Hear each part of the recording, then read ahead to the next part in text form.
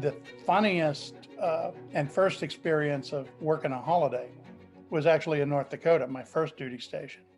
We got sent out on missiles when something went wrong with the electronic security. And if it was something that they had to wait for parts or whatever, then they would send a camper with 2 security, and we were on site for 3 days. And we would just live on the site. And that's where I was Christmas Eve and Christmas night in 1966. And it was 25 below zero. Between the two of us, we had to figure out who was going to be on duty and who was going to be off duty during the 24-hour period, and actually for the whole 72 hours. So we tended to be 6 on, 6 off. Okay. And my partner was in the back of the camper with his 6 hours off, and he was sleeping. And I was walking around on a missile site at 25 below zero, singing Christmas carols. Oh, yeah. And wondering, whoa, where am I? Right. But that was just what you did. I mean, that was your job. You did what you were supposed to do. And Sure. So I definitely remember that particular night. We didn't have either electricity or water off base for 2 weeks. For people that didn't have anywhere to put refrigerated food, they actually opened up the morgue. They had this huge morgue operation at Clark where they processed all the bodies that came out of Southeast Asia before they sent them to the States.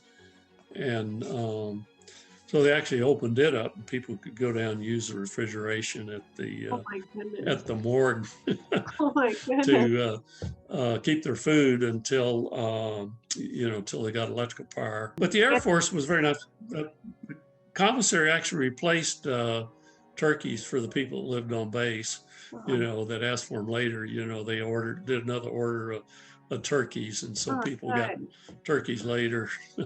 Oh, that's very good. Yeah, it definitely makes you realize, do not take things for granted, because definitely it puts things in perspective. As some of us might say 2020 is a little harder, can't see families, but at least you can still be close to your loved ones and get them on the phone.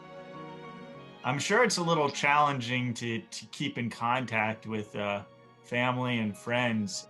So definitely technology has its advantages. In 2003, I was writing letters because we didn't have much else.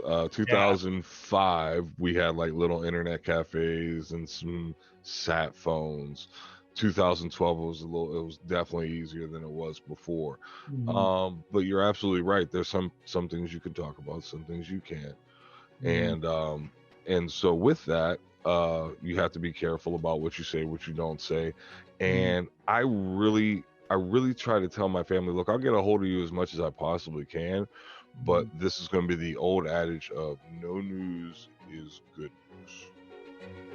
In South Korea is where I remember the holidays.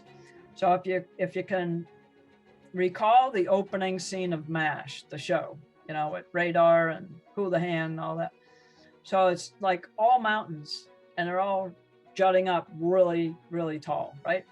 That's exactly what South Korea is. You have a very limited land space of railroad is next to roads, and then the terrain takes a climb. So it's very, very challenging terrain. And one of the things that I was in 2nd Infantry Division, one of the things the troops did at Camp Casey, which is 12 miles south of the DMZ, was my camp. And the soldiers went and they put like Christmas lights in the shape of a tree. And it was on the hill. I'd be out walking or go getting some Christmas presents to send home or get a hot meal. I don't know where the switch was, but it was so cool. My time in Korea has got to be the best time. I spent 12 months there, almost to the day. It was the best job, the best boss, and the best time I ever had.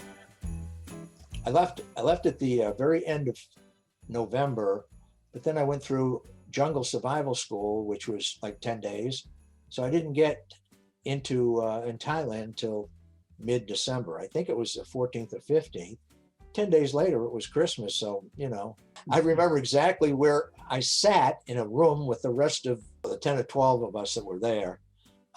I exactly remember where I was at. I exactly remember the chair I was sitting. I don't remember much else. I do, but I remember that. Was there ever a time when you were homesick and Like I said, the time when my son was born, Yeah. that was rough. I don't think I had any specific time.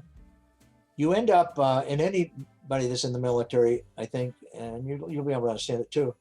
You ended up having this camaraderie with those that you're with.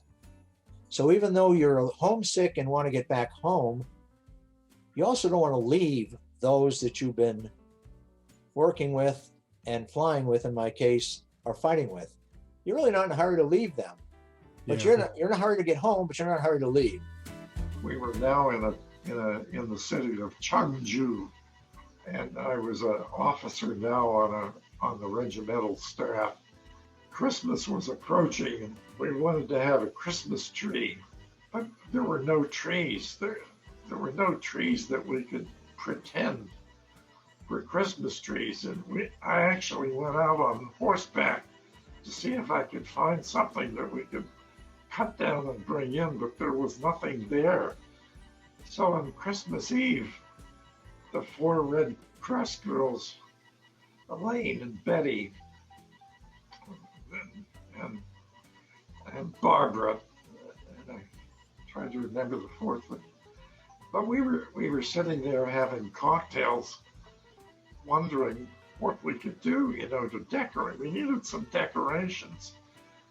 And Jim got the idea of bringing out a sheet, and he nailed the sheet up on the wall. This was a big bed sheet.